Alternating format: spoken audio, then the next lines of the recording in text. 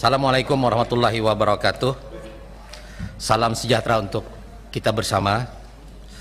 Yang saya hormati pimpinan Komisi 3 yang berhadir secara fisik maupun secara virtual. Yang saya hormati rekan-rekan anggota Komisi 3 DPR RI yang berhadir secara fisik maupun secara virtual. Yang kami hormati calon Hakim Agung Kamar Pidana atas nama Pak Yohanes Priyana SHMH. Bapak Ibu hadirin yang berbahagia, pertama-tama marilah kita memanjatkan puji syukur kehadirat Tuhan Yang Maha Esa.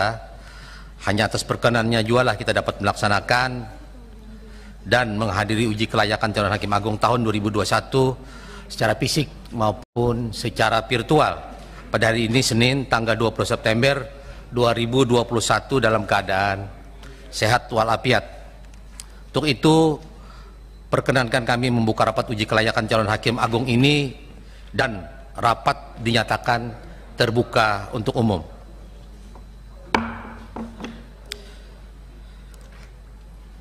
Kami menyampaikan terima kasih kepada Saudara Yohanes Priyana SHMH dalam hal ini sebagai calon Hakim Agung Kamar Pidana atas kesediaannya untuk memenuhi undangan kami. Sebelum dimulai uji kelayakan calon Hakim Agung, pimpinan menyampaikan beberapa hal sebagai berikut. 1. Alokasi waktu uji kepatutan dan kelayakan fit and proper test calon Hakim Agung paling lama 60 menit, termasuk 10 menit yang digunakan untuk menyampaikan pokok-pokok makalah. 2. Pertanyaan diajukan oleh masing-masing fraksi calon Hakim Agung paling lama 3 menit. Saya ulang, paling lama 3 menit yang dilaksanakan diatur oleh pimpinan rapat. 3 menit. Kalau mau nggak mau silahkan nggak ikut Pak. 3. Setelah selesai pelaksanaan proses uji kelayakan ini, calon Hakim Agung diminta menandatangani surat pernyataan yang telah disiapkan oleh Komisi 3 DPR RI. Demikian pengantar kami, dan untuk mempersingkat waktu, kesempatan selanjutnya kami serahkan kepada calon hakim untuk menyampaikan pokok-pokok makalah paling lama 10 menit. Kami persilahkan Pak. Izin melepas masker.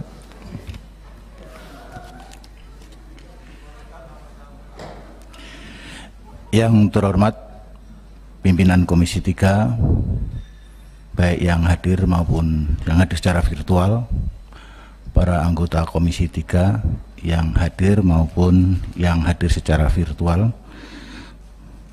Assalamualaikum warahmatullahi wabarakatuh. Salam sejahtera, Om Swastiastu, Namo Buddhaya, salam kebajikan. Sebelum saya menyampaikan pokok-pokok pikiran makalah, izinkan menyampaikan ralat, karena kemarin ketika penulisan ada kekurangan kata dan salah tulis. Di halaman 3 alinea 3 angka 1, kerugian negara merupakan kekurangan keuangan negara berupa uang, surat berharga. Di situ kurang kata-kata surat. Kemudian di angka 2, kekurangan dalam keuangan negara tersebut harus nyata dan pasti jumlahnya, atau dengan perkataan lain, kerugian negara tersebut benar-benar terjadi dengan jumlah kerugian yang secara pasti dapat ditentukan besarnya. Dengan demikian, kerugian negara tersebut bukan hanya tapi tidak hanya merupakan indikasi atau berupa potensi terjadinya kerugian. Kemudian di halaman terakhir, di saran dan usul, perlu dilakukan persamaan persepsi berkaitan dengan pengertian kerugian negara dalam peraturan perundangan yang berlaku maupun kepada aparatur yang berkecimpung dalam di situ penfurusan, harusnya pengurusan atau pengelolaan keuangan negara.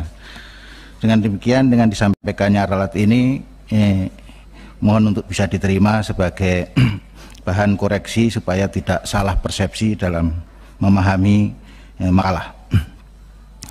Jadi makalah ini sesungguhnya cukup berat. Kemarin dikasih waktu 1 jam karena di dalamnya harusnya mengcompare 3 peraturan perundangan berkaitan dengan untuk menentukan kerugian negara, karena di 3 peraturan perundang-undangan tersebut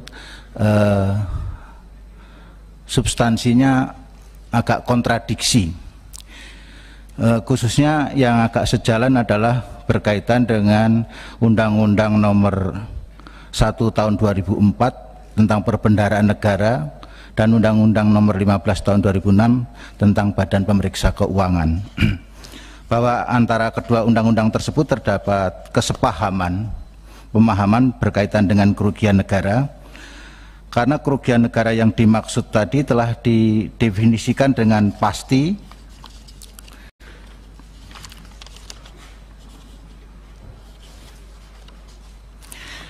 yaitu bahwa kerugian negara atau daerah adalah kerugian kekurangan uang, surat berharga, dan barang yang nyata dan pasti jumlahnya sebagai akibat perbuatan melawan hukum, baik sengaja maupun lalai. Hal ini kalau disebandingkan dengan ketentuan pasal 2 dan 3 Undang-Undang Tindak Pidana Tipikor, Undang-Undang Tindak Pidana Tipikor tidak mendefinisikan yang dimaksud dengan kerugian negara, tapi di sana menambahkan kata-kata dapat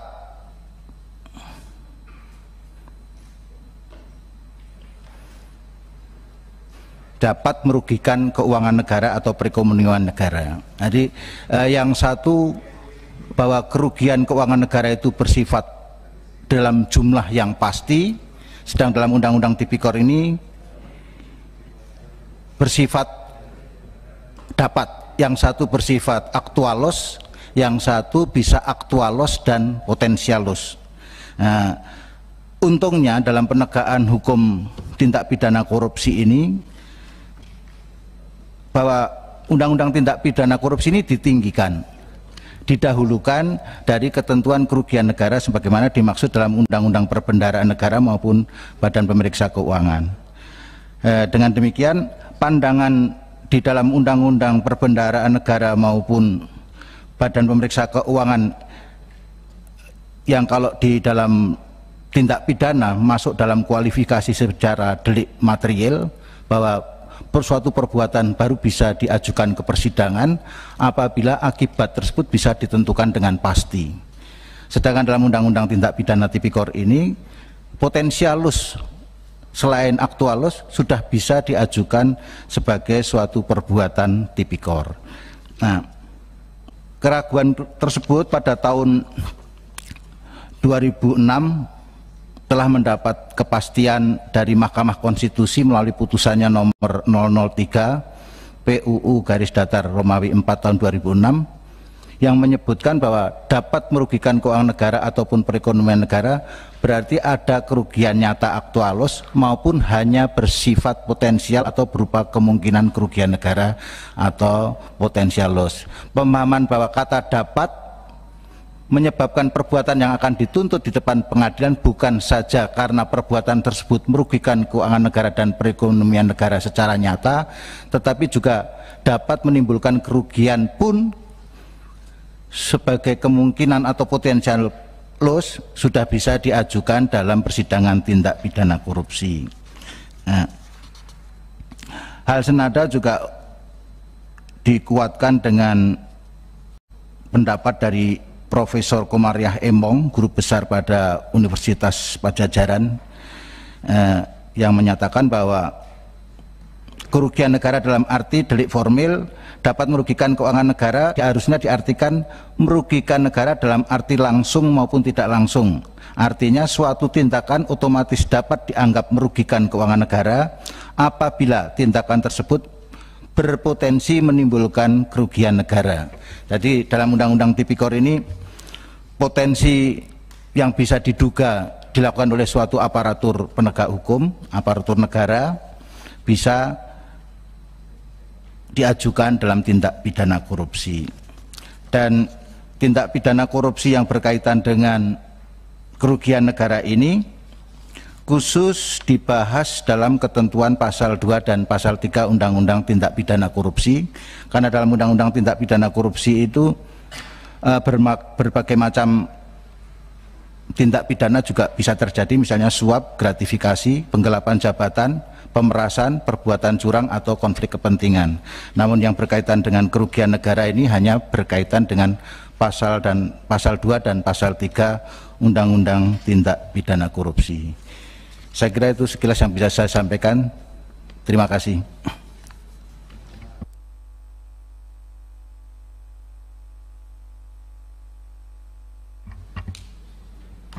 Baik, Pak Yohanes, sebelum saya mempersilahkan kepada teman-teman untuk menyampaikan pendalaman, mungkin dari meja pimpinan akan ada yang disampaikan. Silakan. Selamat pagi, saudara calon hakim agung. Selamat pagi, Pak. Saya masih agak bingung lihat makalah saudara. Di dalam saran, saudara mengatakan perlu dilakukan persamaan persepsi berkaitan dengan pengertian kerugian negara. Tetapi di kesimpulan, di sana saudara menyampaikan bahwa persepsi perkembangan terkait kerugian negara bukanlah sudah ada acuan pakemnya di dalam aturan. Nah, ini yang mana? Perlu lagi ada pengertian yang lebih luas terkait dengan kerugian negara, atau sudah ada peraturan perundang-undangan? Ini kan ada hal yang berlawanan di dalam makalah saudara nih. Mohon dijelaskan. Kemudian yang kedua, di dalam persidangan memeriksa suatu perkara, saudara lebih memilih mana yang berhak menganalisa atas kerugian negara. Apakah BPK, BPKP, atau mungkin pihak-pihak swasta independen? Yang mana yang dipakai acuan untuk saudara memakai dalam memutus suatu perkara? Dalam wawancara yang ketiga terakhir, dalam wawancara saat saudara ditanya terkait dengan political corruption, menurut saudara hal terjadinya sistem politik sejak awal kampanye sudah menggunakan uang, money politik. Oleh karena itu pada saat menjabat, orang itu melakukan tindak korupsi. Nah, pertanyaannya, bagaimana cara mencegah political corruption ini menurut saudara, agar supaya ini tidak terjadi? Ini kan ada pertanyaan seperti itu. Political corruption karena di depan pada saat kampanye ada penggunaan uang. Mohon dijelaskan. Itu saja pimpinan. Terima kasih Pak Adis Kadir. Selanjutnya kami persilahkan dari bawah fraksi P3. Ketua, izin Ketua. Untuk mempersingkat waktu Ketua, ini mohon maaf, waktu keren dalam penjelasan Pak Ketua Adis Kadir sudah dijelaskan bahwa kalau menulis makalah, dalam hal mengutip, tolong diberikan catatan kaki. Nah, kami menemukan dalam makalah Bapak halaman 3 yang saya pikir tadi Bapak minta waktu untuk diklarifikasi. Saya pikir Bapak mau memberikan catatan kaki pada pada paragraf kedua tersebut, karena Bapak hanya minta ditambahkan berupa kata surat. Sedangkan ini kami menemukan dari makalah Bapak, dari kata berdasarkan pengertian di atas sampai dengan poin terakhir, angka 3, kerugian tersebut di atas bla bla bla secara cermat dan tepat, itu Bapak ambil ada 3 tulisan yang kami temukan. Pertama, dalam hasil penelitian ICW yang telah dibukukan dengan judul Penerapan Unsur Merugikan Keuangan Negara dalam Delik Pidana Korupsi pada halaman 24-25.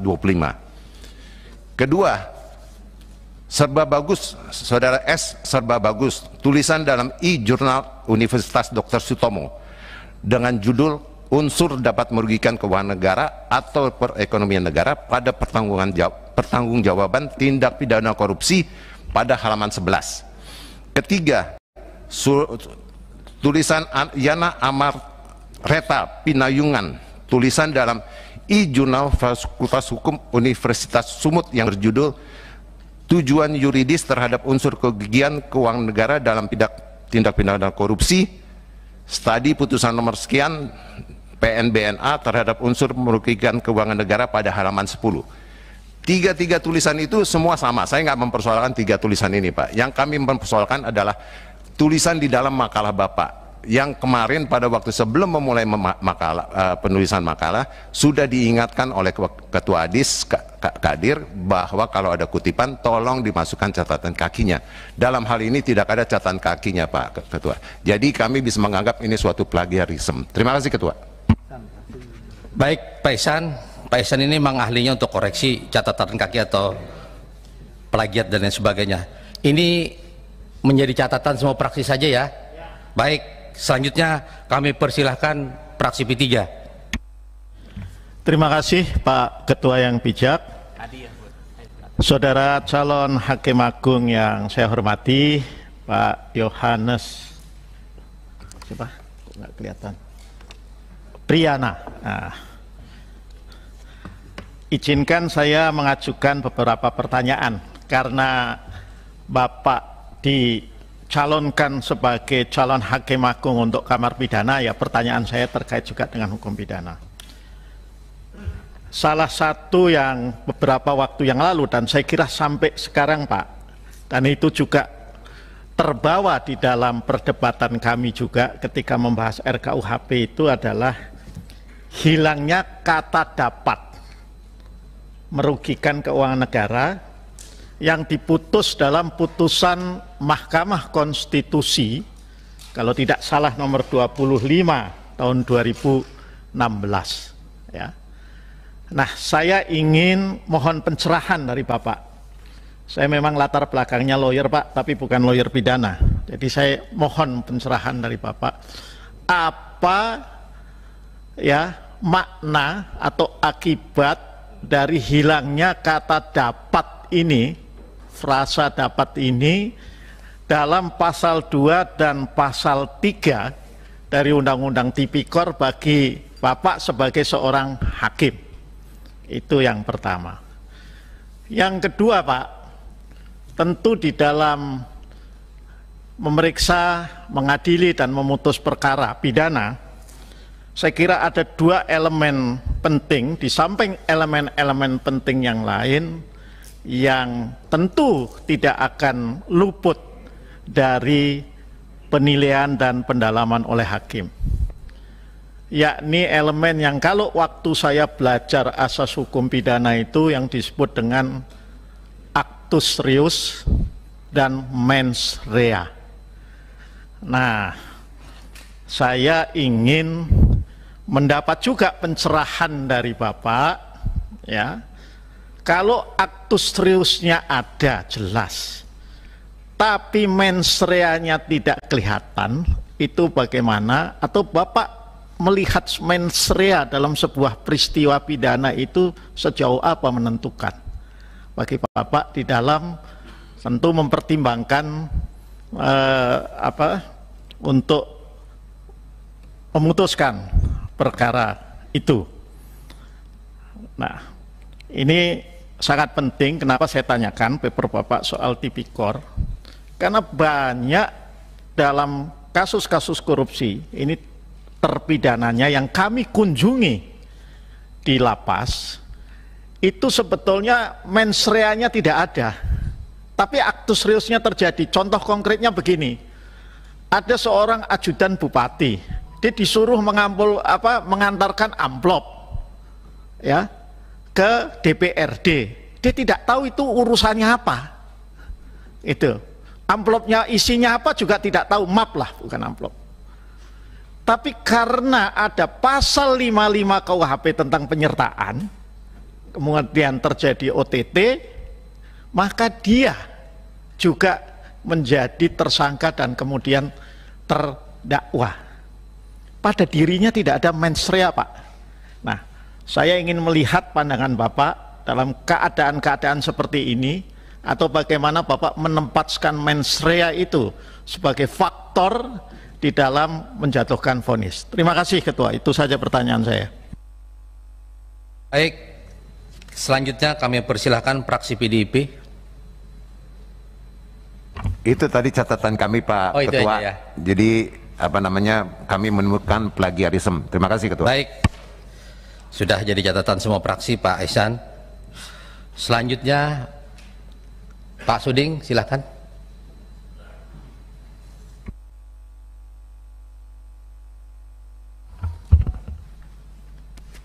Baik, terima kasih pimpinan. Singkat aja Pak, karena ini berkaitan dengan makalah saudara dalam kaitan menentukan kerugian negara dalam tindak pidana korupsi.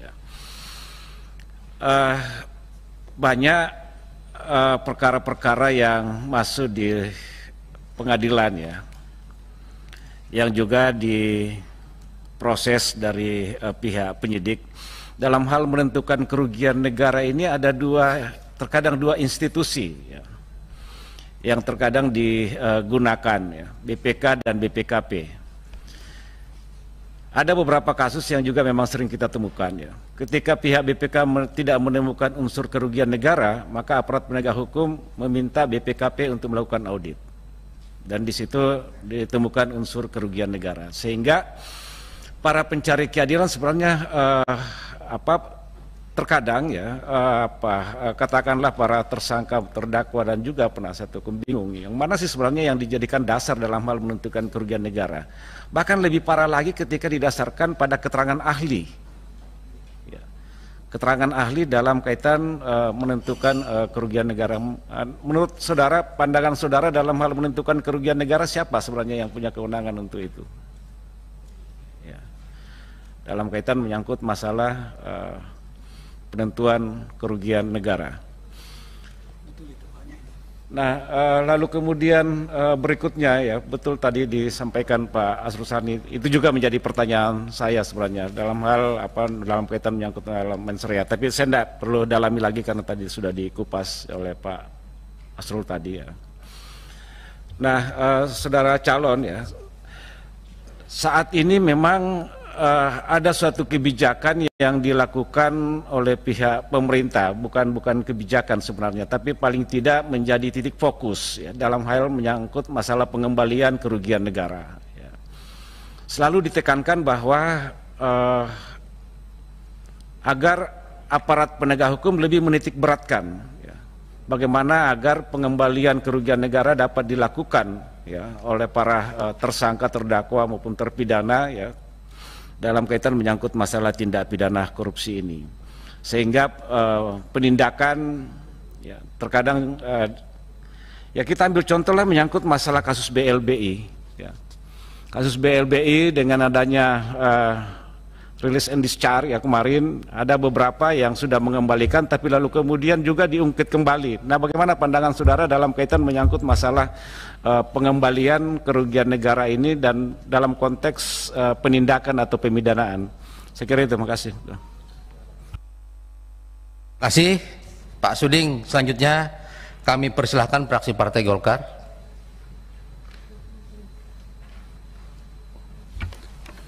Baik, Pak Andirio, terima kasih. Baik, Pak Ketua yang saya hormati, pimpinan dan anggota Komisi 3, saya dikode, saya menerima kode dengan baik dari kolega saya. Calon Hakim Agung yang saya banggakan, saya mencoba memahami dan membaca secara detail makalah yang Bapak buat ini, dan menurut pengamatan saya, terlepas dari apa yang disampaikan Pak Iksan tadi, plagiat yang diduga ada melupakan catatan kaki, saya melihat ini kalimatnya bagus-bagus semuanya, dan ini patut kita jadikan sebagai catatan saja Pak Calon, saudara calon, bahwa ke depan seindah apapun tulisan itu, jika ada kalimat dari luar dimasukkan, maka jangan lupa catatan kakinya. Ada beberapa catatan-catatan yang masuk di Komisi 3 dari Koalisi Pemantau Peradilan, dari beberapa lembaga-lembaga yang mencatat ini. Saya mencoba untuk mengatensi beberapa tulisan-tulisan lembaga Koalisi Pemantau Peradilan ini. Salah satunya yaitu saat Bapak menjadi Kepala Hubungan Masyarakat di PN itu pernah dinyatakan atau pernah Bapak mengambil sebuah sikap yang seakan-akan menolak siaran media massa untuk meliput. Ini menurut koalisi adalah ini sangat bertentangan dengan perspektif keterbukaan informasi yang memang harus sampai kepada masyarakat. Nah, pertanyaan saya adalah kenapa mesti ada ketakutan bagi para pejabat-pejabat hakim kita diliput oleh media? Bukannya itu hal yang sangat bagus, karena media ini adalah memberitakan kepada seluruh masyarakat Indonesia yang tidak sempat menyaksikan langsung di lembaga peradilan dengan beracara itu. Ini sangat bagus. Yang kedua, bisa menjadi kontrol kepada para hakim dalam rangka memutus kira-kira perkara nanti. Kan kelihatan supaya kita bisa melihat misalnya kira-kira fakta-fakta persidangan yang di dalam. Nah, pandangan Bapak kira-kira seperti apa ini bisa kita melihatnya ya. Ini satu. Yang kedua, sudah disinggung sedikit tadi oleh Pak Syarifudin Suding dari PAN tentang hasil audit-audit yang telah dilakukan oleh penyidik dengan mempergunakan kira-kira BPK biasanya.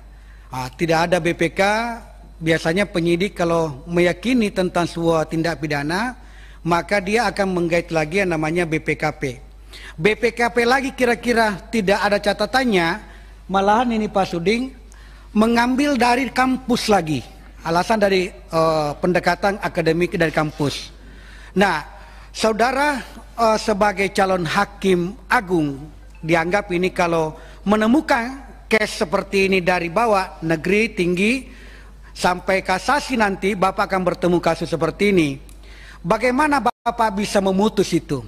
Apakah Bapak mempercayai hasil pemeriksaan yang dari kampus lalu tidak mempercayai apa yang ditemukan oleh misalnya BPK atau BPKP? Ya, karena ada beberapa kasus yang seperti ini yang terjadi di masyarakat. Ini penting kira-kira menjadi analisa sebagai seorang hakim. Saya kira itu hanya dua yang sempat saya sampaikan pada kesempatan ini. Saudara calon, mudah-mudahan Bapak saya doakan menjadi hakim agung dan bisa benar-benar membawa kepentingan keadilan bagi masyarakat kita. Terima kasih Ketua. Saya kembalikan. Assalamualaikum warahmatullahi wabarakatuh. Baik, terima kasih Pak Supriyansa. Selanjutnya kami persilahkan fraksi PKS. Habib boleh? Terima kasih pimpinan. Saudara calon, saya mendalami makalah yang saudara buat, tapi saya lebih ingin mendalami saja karena ada statement yang menarik untuk saya, khususnya menyangkut masalah political corruption yang Anda tulis, yang pada akhirnya Anda menyatakan bahwa berarti itu bertentangan dengan moralitas yang dituntut masyarakat dalam penegakan hukum. Saya ingin statement Anda itu diperdalam, dijelaskan kepada kami tentang bahwa itu merupakan bertentangan dengan moralitas dan hukum. Lalu dipertanyakan lagi oleh tim waktu itu tentang motivasi sebagai hakim agung. Ya, jelas beberapa hal disampaikan oleh saudara calon, tapi yang menarik untuk saya adalah mewujudkan peradilan yang agung. Saya ingin tahu maksud saudara apa yang dimaksud dengan peradilan yang agung itu secara lengkap. Terima kasih pimpinan. Baik, Pak Adang, selanjutnya mungkin melanjutkan dari PKS, singkat ya Pak Habib ya. 1 menit ya, silakan. Oke, makasih. Ya, makasih Ketua. Pak calon Hakim Agung yang saya hormati, Pak Yohanes. Ya, saudara menyusun makalah yang membahas bagaimana menentukan unsur kerugian negara dalam tindak pidana korupsi menurut Undang-Undang Tipikor. Ya, Undang-Undang Pemeliharaan Negara dan Undang-Undang BPK, terus terang kalau kita lihat antara judul, ya, maksudnya rumusan masalah dan kesimpulannya, makalah ini kurang nyambung Pak, yang Bapak buat. Saya ingin mendalami soal ini. Sebenarnya menurut saudara, apakah kerugian negara ini termasuk pada persyaratan unsur korupsi? Apakah jika tidak ada unsur kerugian negara, maka bukan termasuk korupsi? Bagaimana pendapat Bapak? Ya. Kemudian Pak Yohanes dalam menyampaikan bahwa prinsipnya pada perkara korupsi pada konsepnya adalah untuk memberikan hukuman yang seberat-beratnya, ya, terhadap pelaku. Bisakah Pak Bapak uraikan bentuk hukuman seberat-beratnya ini? Apa yang dimaksud seberat-beratnya ini? Ya. Apa saja yang termasuk dalam hukuman yang dianggap berat menurut Bapak? Saya pikir itu saja mewakili pertanyaan sambungan. Makasih. Baik, terima kasih. Selanjutnya kami persilahkan fraksi Gerindra. Makasih Ketua. Calon Hakim Agung Pak Yohanes Priana, SHMH. Saya membaca hasil wawancara Bapak dan semua penanya menunjukkan kepuasan atas jawaban yang Bapak berikan. Bahkan Bapak sudah sangat memahami tentang kemandirian institusional, kemandirian fungsional, dan kemandirian personal bagi peradilan di tingkat Mahkamah Agung. Dan saya mengapresiasi pilihan Bapak tentang menganut azas dualistik, bukan monolistik. Itu berarti Bapak sangat-sangat ingin menjadikan unsur keyakinan hakim sebagai pembentuk keadilan. Saya mengapresiasi itu. Dan Bapak juga memahami bahwa Mahkamah Agung mempunyai visi tentang peradilan agung. Yang jawaban Bapak melihat bahwa pilihan dualistik itu lebih mendekati peradilan agung ketimbang pilihan azas monistik. Sampai saat ini saya sependapat dengan Pak Yohanes Priana. Yang menjadi pertanyaan saya tentu bukan hal-hal yang terkaitan dengan keahlian Bapak di bidang peradilan. Karena kurikulum vitae Bapak ini menunjukkan Bapak memang profesional di bidang itu. Dan Bapak lulus di KY. Hanya ada satu pertanyaan yang ingin saya sampaikan kepada Bapak. Bapak penganut agama Katolik yang baik. Itu saya baca juga dalam jawaban-jawaban yang Bapak sampaikan terhadap panelis. Pertanyaan saya, di hati Bapak yang sesungguhnya, ketika Bapak memutuskan perkara yang Bapak tangani, seberapa besar pertimbangan Bapak untuk memutuskan perkara itu dengan keyakinan agama yang Bapak anut? Maksud saya bukan untuk keuntungan agama, tapi sebagai keyakinan Bapak bahwa itu adalah putusan yang akan Bapak pertanggungjawabkan nanti kepada Tuhan yang Bapak yakini seberapa besar ya kaitannya. Karena saya melihat Bapak justru tidak ingin mempertentangkan antara keadilan berdasarkan ketuhanan yang Maha Esa dan keadilan yang berdasarkan Pancasila. Menurut Bapak itu tidak perlu dipertentangkan. Berarti saya melihat ada nilai religiusitas yang tinggi. Karena itu mungkin kami ingin mendengar bagaimana keyakinan Bapak memutuskan sebuah perkara yang itu akan Bapak pertanggungjawabkan kepada Tuhan Yang Maha Esa. Terima kasih pimpinan. Assalamualaikum warahmatullahi wabarakatuh. Terima kasih. Selanjutnya kami persilakan fraksi Nasdem.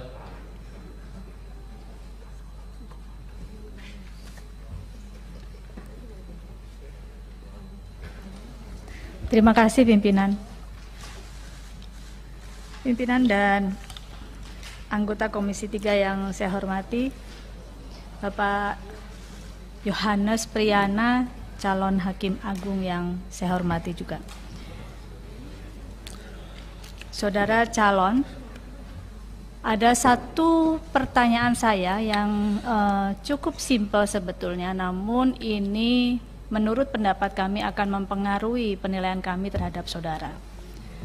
Dengan melengkapi pertanyaan yang sudah disampaikan. Saudara calon pernah mengikuti seleksi Hakim Agung di beberapa waktu lalu, namun untuk Kamar Perdata, betul ya? Sekarang saudara memasuki proses pada tahap fit and proper test untuk calon hakim namun untuk kamar pidana. Nah, mohon bisa dijelaskan kepada kami, Pak, apa motivasi Bapak untuk memutuskan mencalonkan Hakim Agung di Kamar Pidana ini. Demikian, terima kasih. Baik, terima kasih. Yang terakhir, fraksi PDI Pak Johan Budi. Singkat ya Pak Johan ya.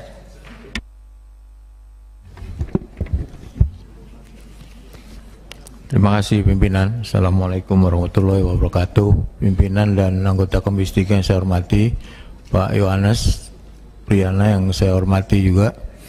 Berbeda dengan calon hakim yang tadi Pak, dia menjelaskan makalah dengan antusias gitu ya. Tadi Pak Yohanes kayaknya yakin betul gitu ya, atau kurang bersemangat saya lihat menjelaskan makalahnya itu, padahal itu inti persoalan.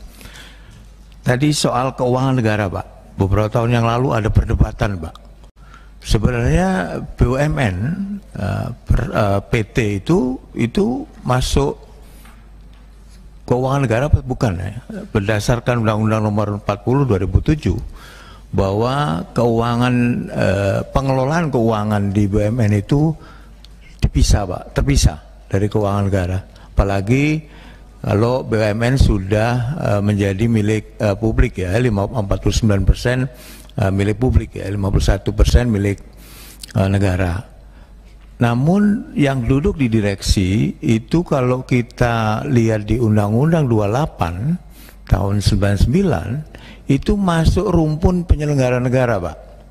Nah ini kan agak ini kalau di KPK kan saya penyelenggara negara tidak melihat ininya. Kalau dia penyelenggara maka ada unsur korupsi bisa ditangkap. Nah pertanyaan saya itu Pak, sejauh mana Undang-Undang 40 2007 dengan Undang-Undang 20 2001 definisi tentang keuangan negara itu Pak, kalau Bapak jadi Hakim Agung memutus itu Pak, itu gimana? Terima kasih Ketua. Assalamualaikum warahmatullahi wabarakatuh. Baik, kami persilahkan pimpinan, Pak Yohanes. Pimpinan, pimpinan PKB belum. Demokrat belum. Oke, baik. Silakan PKB. Terima kasih Ketua. Calon Hakim Agung yang saya hormati, saya sederhana aja Pak, nanyanya Pak, bagaimana pandangan Bapak tentang putusan-putusan pidana yang menurut publik tidak adil? Misalnya ada korupsi yang ratusan miliar dihukum cuma 4 tahun, dan ada bapak-bapak yang curi mobil Avanza juga dihukum 4 tahun. Yang kedua tadi Pak, saya juga ingin menegaskan apa yang ditanyakan oleh Pak Suding tadi, yang dipakai acuan apa Pak untuk kerugian negara itu, apakah BPK atau apa? Karena biasanya yang sudah diputuskan oleh BPK tapi kadang-kadang diperiksa lagi oleh aparat hukum lainnya itu dengan acuan yang lain lagi, Pak. Misalnya pakai jurnal, pakai apa atau apa gitu. Yang jelas ini sudah BPK sudah menyatakan tidak ada kerugian negara. Yang ketiga, Pak, kalau Bapak punya anak Bapak itu lawyer, terus dia banyak membawa kasus-kasus dan stigmanya bahwa kasus yang dipegang dia itu udah pasti menang, itu bagaimana pandangan Bapak sebagai calon hakim agung? Terima kasih, Pak. Assalamualaikum.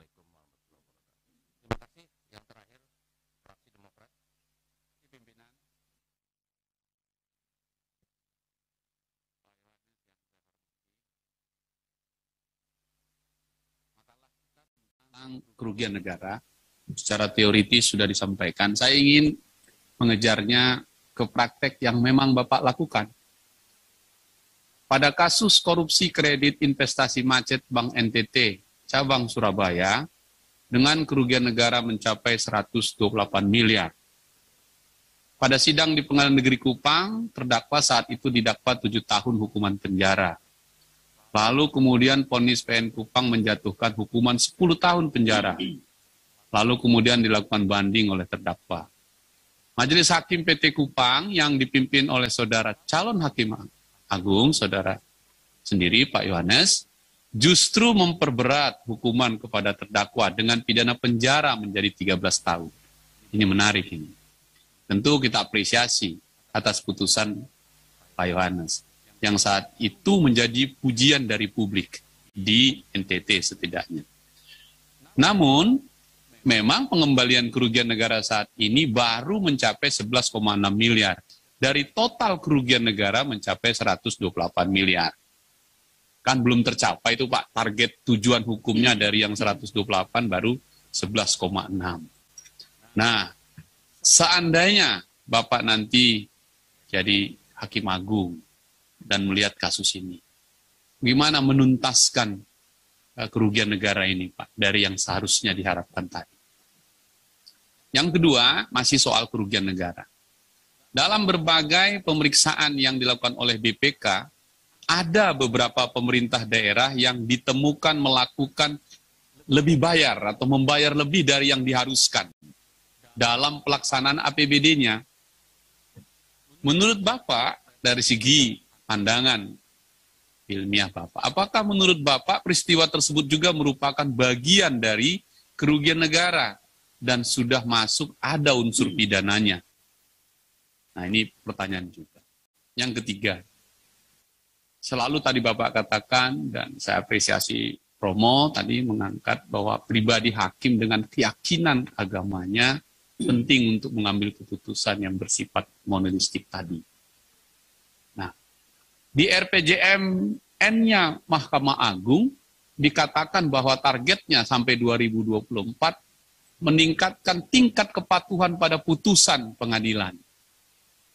Faktanya baru 57% yang patuh, 43% tidak patuh. Pertanyaan saya kepada Bapak, selama Bapak jadi hakim, adakah putusan Bapak yang nggak bisa dieksekusi, Pak? Kalau ada, mungkin dijelaskan mengapa, kalau nggak ada juga boleh dijelaskan, karena menurut saya 43% ini adalah pekerjaan rumah kita secara nasional. Untuk apa palu hakim diberi kepada hakim, kalau putusannya yang juga menyebut nama Tuhan tidak bisa dieksekusi? Ini pertanyaan paling serius untuk Bapak jika jadi hakim agung nantinya. Terima kasih pimpinan. Pak Yohanes, kami ingatkan Bapak punya waktu 15 menit untuk menjawab pertanyaan kawan-kawan. Kami persilakan. Siap, Bapak. Berkaitan dengan pertanyaan dari pimpinan tadi, ada kontradiksi antara dalam kesimpulan dan saran, bahwa yang saya simpulkan tadi berkaitan dengan berfokus pada Undang-Undang Tindak Pidana Korupsi. Kemudian saran saya itu supaya pelaksana lapangan yang merasa berkecimpung dalam dunia penghitungan kerugian negara itu tidak ada keraguan-raguan dan kesamaan persepsi mana yang bisa menjadi suatu tindak pidana korupsi atau yang bukan menjadi suatu tindak pidana korupsi. Kaitannya di sini memang tahun 2015 ada kesepakatan, mungkin kayak nota kesepahaman antara Presiden sampai kepada BPK dengan aparat penegak hukum, bahwa BPK merupakan badan satu-satunya yang berwenang untuk mendeklar adanya kerugian negara.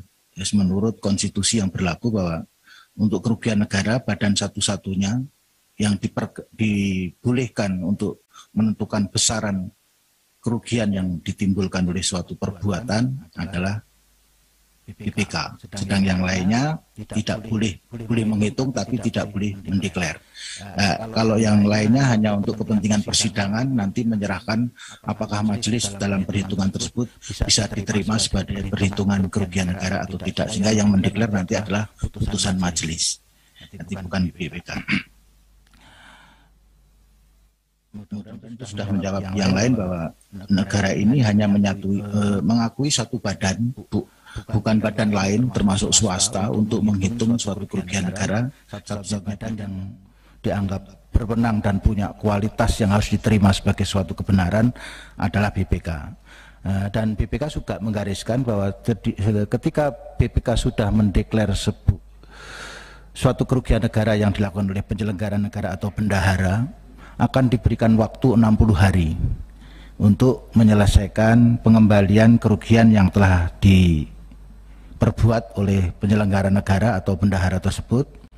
Dan apabila dalam waktu 60 hari tidak bisa menyelesaikan, baru naik kepada litigasi. Tapi kalau dalam waktu 60 hari sudah selesai, maka perkaranya dinyatakan selesai dan tidak menjadi perkara.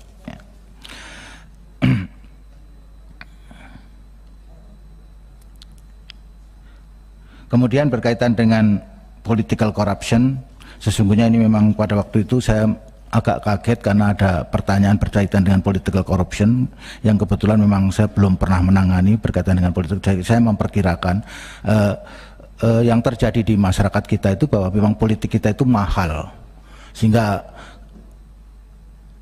dalam menghimpun orang pun itu sudah diperkirakan pasti dengan suatu biaya. Sehingga saya sudah bisa memperkirakan ketika seseorang mencalonkan diri menjadi pejabat eksekutif maupun legislatif, tentu harus punya persiapan yang ekstra. Kalau yang bersangkutan tidak mempunyai kekuatan yang ekstra, tentu tidak akan mendapatkan elektoral yang memadai. Nah, tentu cara-cara seperti itu tentu akan memikirkan bagaimana yang bersangkutan untuk bisa mencapai cita-citanya menjadi wakil rakyat atau menjadi pejabat eksekutif. Akhirnya yaitu tadi menggunakan cara-cara yang dalam tanda kutip bertentangan dengan maksud dan tujuan awal. Karena yang saya maksud dan tujuan awal ketika seseorang menjadi anggota dewan maupun duduk dalam suatu lembaga eksekutif, tentu cita-citanya adalah melindungi segenap masyarakat dan menyejahterakan umum. Akhirnya moralitasnya itu tinggi. Karena moralitasnya tinggi, tentu dia akan dicapai dengan cara-cara yang baik.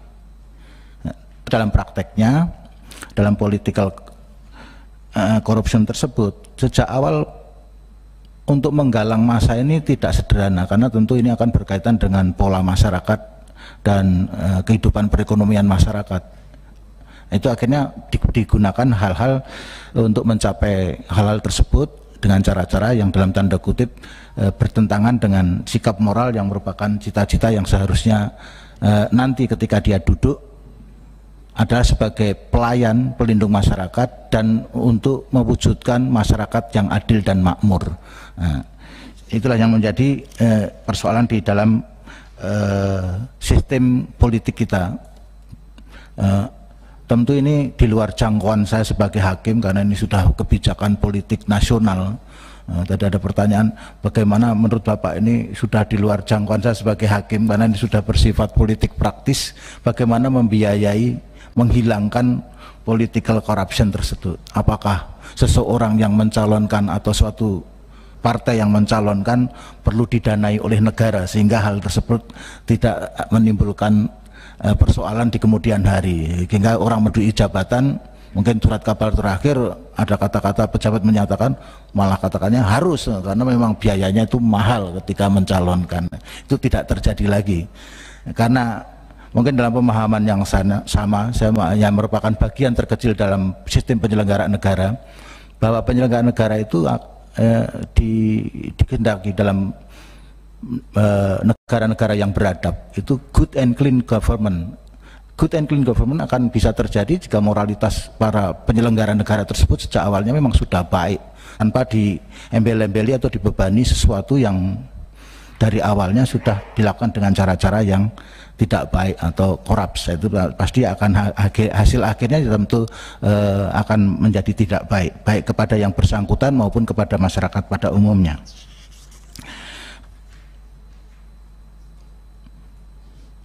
Tadi pertanyaan dari Bapak soal rancangan KUHP yang menghilangkan kata dapat merugikan keuangan negara.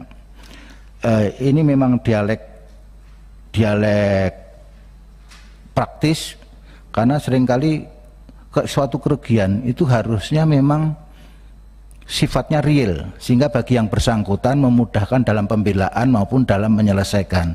Kalau kata dapat sehingga bersifat potensial, sehingga memang di Undang-Undang Korupsi ini ada dua frase. Apakah frase yang tersebut itu dimaksudkan dari awalnya memang seperti itu, atau sesungguhnya kata dapat ini berkaitan dengan kalimat yang di belakang? Karena di sana ada kata-kata dapat merugikan keuangan negara dan perekonomian negara. Nah, perekonomian negara ini kan kita sudah sepakat disusun berdasarkan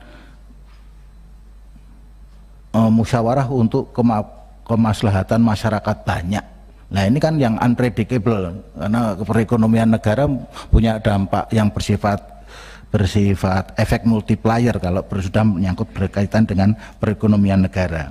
Nah, tapi dari sisi penegakan hukum dengan menghilangkan kata dapat merugikan keuangan negara, tentu akan menjadi kesulitan tersendiri bagi aparat penegak hukum.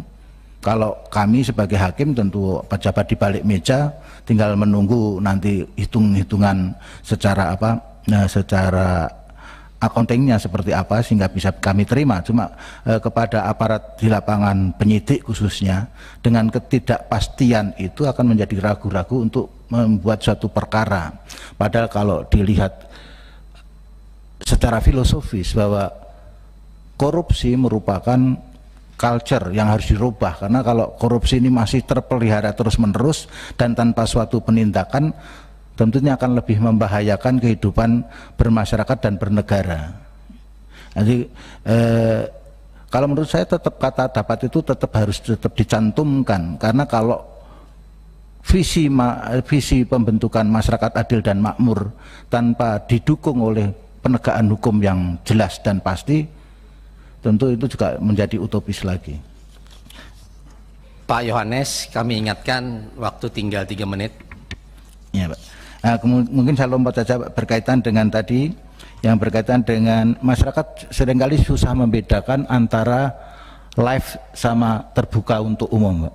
Nanti masyarakat kacau antara membedakan antara bahwa persidangan di seluruh dunia itu dalam perkara tertentu terbuka untuk umum pada umumnya, kecuali hal-hal yang oleh undang-undang ditentukan harus tertutup.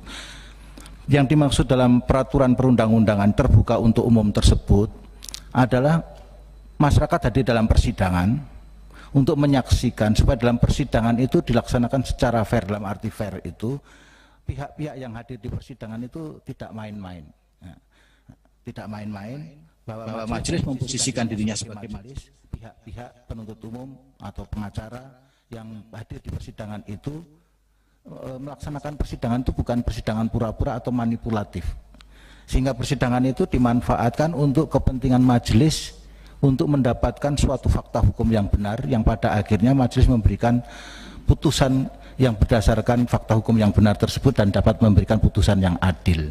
Nah, masyarakat dikaitkan dengan transparansi berkaitan undang-undang keterbukaan informasi publik, menghendaki segala sesuatunya itu harus terbuka seperti telanjang itu. Padahal itu membahayakan, karena dalam prakteknya live itu sesungguhnya perkara itu adalah perkara yang dipercayakan kepada majelis untuk memutus perkara. Kalau live yang terjadi mungkin bisa terjadi perjudian, nanti orang bertaruh, Pak. Karena masing-masing terus menurut saya akhirnya mungkin jadi suami istri pun bisa berkelahi karena suatu perkara yang di live-kan. Pada waktu itu saya sudah ngomong bahwa ini bedanya antara live sama terbuka untuk umum. Sebab kalau live ini seakan-akan membawa perkara itu kepada sampai ke dapur orang kalau perlu, sehingga orang sambil masak nonton kan berbahaya sekali nanti itu. Yang berikutnya lagi, sistem hukum kita khususnya kita undang-undang hukum pidana itu saksi pun diperiksa satu persatu supaya dia benar-benar memberikan keterangan sesuai dengan pengetahuan yang dia lihat, dia alami, yang dia ketahui. Tapi dengan adanya live menjadi percuma karena segala sesuatu sejak awalnya saksi lain pun siapa tahu antara satu saksi dengan saksi lain itu nggak punya keterkaitan, tapi karena live tadi semua jadi mengerti. Makanya dalam fairnya suatu sidang sesungguhnya saksi itu dihadirkan satu persatu, kecuali mungkin suatu tim, bisa saja satu tim itu diajukan secara bersama-sama. Yang berikutnya lagi berkaitan dengan menciptakan peradilan yang agung. Saya kira itu kebijakan nasional bagaimana masyarakat ini bisa patuh terhadap hukum jika peradilannya tersebut adalah peradilan yang agung, dalam pengertian bahwa peradilan itu merupakan bagian yang tidak terpisahkan dari fungsi negara untuk menyelenggarakan pemerintahan yang bersih dan berwibawa. Sehingga pengadilan pun harus diselenggarakan dengan bersih dan berwibawa. Pengadilan yang bersih dan berwibawa menurut saya itu setidaknya bahwa peradilan tersebut harus bisa menjamin suatu keadilan. Yang berikutnya bahwa peradilan tersebut mampu menjadi perlindungan ketertiban sosial. Yang berikutnya lagi, dengan peradilan yang demikian tumbuh kepercayaan masyarakat untuk segala persoalan hukum yang kira-kira menimbulkan konflik untuk diajukan ke pengadilan dan tidak main hakim sendiri. Jika hal tersebut bisa diciptakan, kedepannya tentu diharapkan khususnya di negara Indonesia ini bahwa memang hukum itu berfungsi sebagaimana mestinya, bahwa segala persoalan yang memang perlu suatu putusan ujung-ujungnya harus ke pengadilan dan baik, tidak Pak Yohanes, saya rasa waktunya sudah berakhir. Kepada teman-teman yang jawabannya masih belum disampaikan oleh Pak Yohanes, mungkin teman-teman bisa memberikan penilaian terkait dengan paparan beliau, cara menjawab dan penguasaan materi oleh beliau. Saya rasa sesi tanya jawab telah selesai. Selanjutnya kami minta kepada calon hakim agung untuk menandatangani surat pernyataan yang telah kami persiapkan. Dipersilahkan. Terima kasih.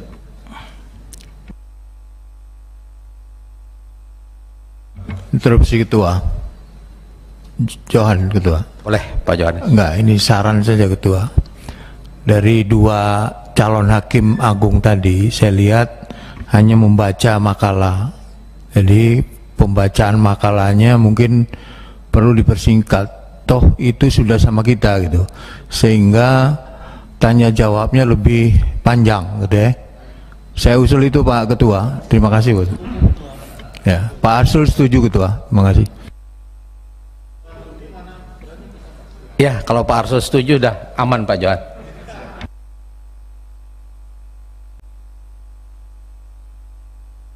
Sebelah sini juga setuju Bung JB. Baik, dengan selesainya penandatanganan surat pernyataan, kami atas nama Komisi 3 DPR RI mengucapkan terima kasih kepada Pak Yohanes, calon hakim agung, atas kehadirannya pada hari ini. Selanjutnya calon hakim agung dapat meninggalkan ruang sidang Komisi 3 DPR RI. Terima kasih. Terima kasih.